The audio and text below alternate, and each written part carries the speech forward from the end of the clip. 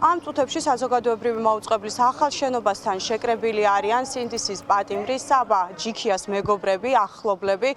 დღეს სასამართლომ მას მიუსაჯა 4 წლით და 6 თვით პატიმრობა და აქ შეკრებილი ადამიანები აცხადებენ, რომ საზოგადოებრივ მაუწყებელზე განსაკუთრებულად უნდა ისმოდეს სინდისის პატიმრების და პოლიტიკური პატიმრების ხმა, ვინაიდან ეს არის არხი, რომელიც ერთადერთი დარჩა, ვისაც სასამართლოს სხდომების გადაღების საშუალება ეძლევა და სწორედ ამ არხზე უნდა ისმოდეს სინდისის პატიმრების ხმა და ეს არხი და სხვა არხები მათ შორის არ უნდა მალავდნენ სინდისის პატიმრებს. ჩვენ გავესაუბრებით აქ მყოფ ადამიანებს, მოგესალმებით. გური მირცხულავას ნათესავი ხართ თქვენ სინდისის პატიმრის. აი გითხარით, რამდენად მნიშვნელოვანი არის იმ ფონზე, როცა ჩაკეტილი არის ფაქტობრივად სასამართლოს სხდომები, რომ საზოგადოებრივი მაუწყებელი, რომელიც ხალხის ფულით ფინანსდება, აი ამ არხზე მაინც სრულფასოვნად ისმოდეს პოლიტიკური პატიმრების ხმა. დიახ, გამარჯობა, მივესალმებით თქვენს ტელემაყურებელს.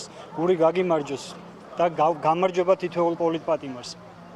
ესე იგი, ჩვენ ვიხილეთ დღეს კიდევ ერთი უსამართლო მსჯავრი საბა ჯიქიას მისამართით. ის შეუერთდა მსჯავრდებულთა რიგებს. ესე იგი, ეს დღევანდელ პირობებში ანტიდემოკრატიული ხელისუფლება ყველა ღონეს ხმარობს იმისთვის, რომ საზოგადოებაში შეიტანოს ბზარები.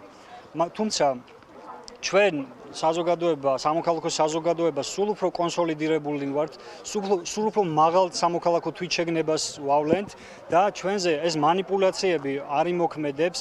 ყველაფრისთვის მზად ვართ, აი ეს არ არის ხმამაღალი ნათქვამი და დღეს აქ ჩვენ საზოგადოებრივი მაუწყებლის ახალ შენობასთან მოვედით, რათა საზოგადოებრივ მაუწყებელს, რომელიც უნდა ემსახურებოდეს საზოგადოებრივ ინტერესებს და რადგანაც საზოგადოებრივი ინტერესების კურსორი და აქცენტი, ასე ვთქვათ, დღეს ეპიცენტრშია აი იმ პროცესების, რასაც ჩვენ თვალს ვადევნეთ, პოლიტპატიმრების უკანონო მსჯავრდების ეპიცენტრში, აი ამის კვალობაზე ჩვენ უნდა კვლავ შევახსენოთ ჩვენი ძირითადი მოთხოვნები, რომ საზოგადოებრივი მაუწყებლის ეთერით გაშუქდეს სასამართლო სხდომები და საზოგადოებრივი მაუწყებლის პირდაპირ ტრანსლაციაში მიიღონ მონაწილეობა პატიმრების მშობლებმა და ოჯახის წევრებმა.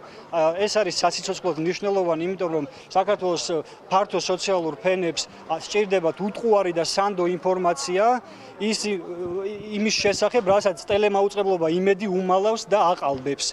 დღეს ჩვენ ვიხილებთ კიდევ ერთი გაყალბება, როდესაც საბა ჯიქიას დაუმონტაჟეს ხელში დანა და ეს უკვე ყველამ იცის. მადლობთ. მოკლედ დღეს სამთავრობო მედიამ გამოაქვეყნა ვიდეო, რომლითაც ამტკიცებენ თითქოს საბა ჯიქიას ხელში ეჭირა დანა, თუმცა საქმეში საერთოდ და ბრალდებაშიც მათ შორის ეს დანა არ ფიგურირებს, ვინაიდან ეს დანა იქ არც ყოფილა. თქვენ რომ განგვიმარტოთ იურიდიულად, რატომ არ არის საქმეში დანა, თუ კი რეალურად ეს მართლაც ესე იყო, ორი სიტყვით გითხარით და აი ამ თქვენ საქმოსასთან დაკავშირებით.